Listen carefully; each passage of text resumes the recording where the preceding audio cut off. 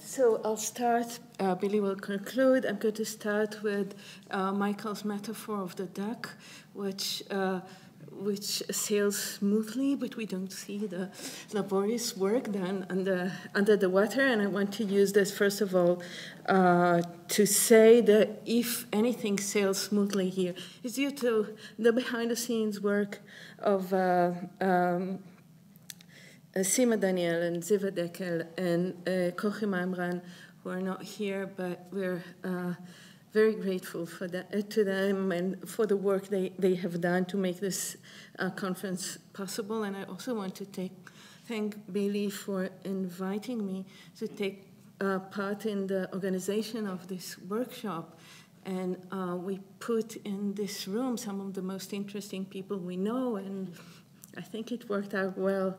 And thank you very much for coming. And the other thing I want to say about the duck metaphor is that one thing we've done here in the last 2 days is to unpack some of the concepts that we take for granted. If the oil that moves through the pipeline seemingly effortlessly, and then Shira offered us a little bit of the work that put into this happening, or the borderline, which is normally told through Gertrude Bell and her and the maps she's drawing. And Jordi offered us really a glimpse of a really beautiful work showing how the border is happening, how the border or bordering is a process.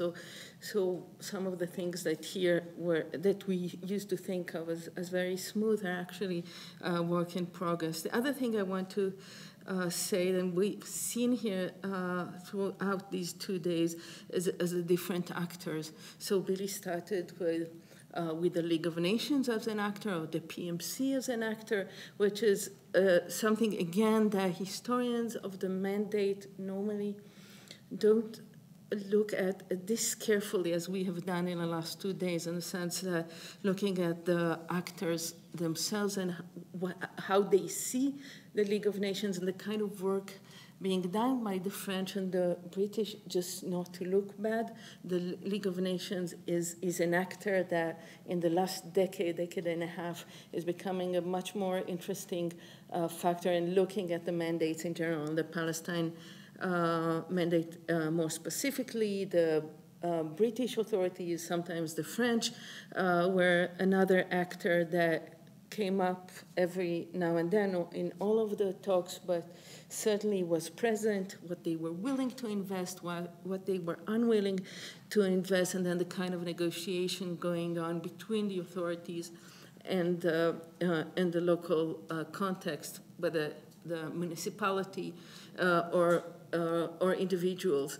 And I think the most beautiful thing that came out of these 2 days discussions, and it's true for really the last decade of research of the mandate, more and more emphasis is given to everyday men and women who made up the history of the mandate. And we've seen them mourning their houses that were destroyed, escaping an abusive husband. And these people, and the argument is not only that they existed, but that they made the mandate. They made, the policies were created in relationship between those everyday people and the mandate authorities, and they were present here very strongly in many of the talks, and this is much appreciated. I want to say something more about scales, and again, I love this generation of scholars who are doing a very global history and very localized history. So we used to think of the mandate on a national scale, and these are our sources. This is the easiest way to do history, looking at the national scale. But here, sorry, I'm going back to Shira and Jordi. The regional scale and the maps that are being drawn, and half of the talks perhaps zoomed out. to talk about how the policies in Iraq are affecting what's going on in Palestine and vice versa, how educators in Palestine are looking at parallel processes in Iraq and deciding whether or not to do the same. People are moving across these borders. Our ideas are moving across these borders.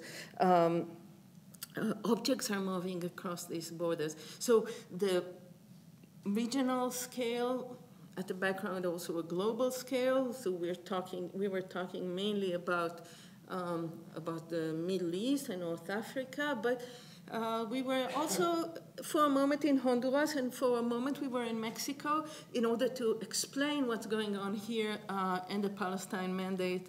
And on the other hand, zooming in into, and we've seen this more today and then yesterday, zooming into the very localized. It could be a neighborhood, it could be a house, it could be an interaction between a group of women. And this localizes shedding light into broader processes. We're not doing microhistory just for the sake of